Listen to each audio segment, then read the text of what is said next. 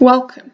Today we will be going through a combinatorics problem that could easily come up in one of your maths exams or something similar. Alice has an 8x8 chessboard. She cuts off two corner squares that are diagonally opposite each other.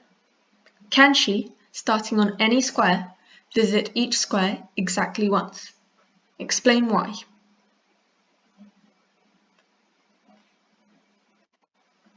Please pause the video here and have a think about the problem on your own before proceeding to the hints and solutions.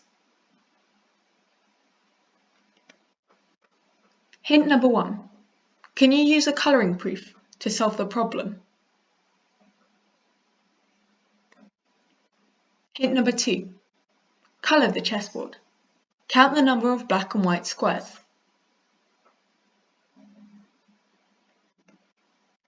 Hint number 3.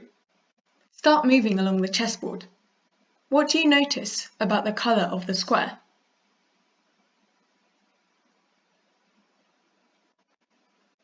Solution. When the corners are chopped off, we are left with 30 black squares, or white, but it doesn't really matter what colour, and 32 white squares.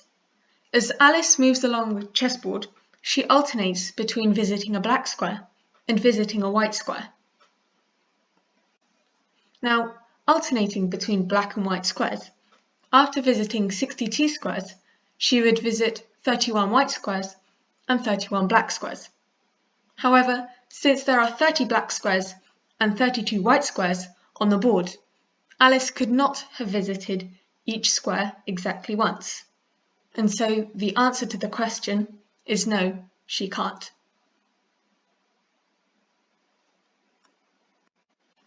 Thank you for watching.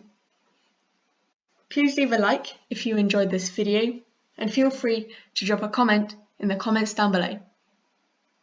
Goodbye.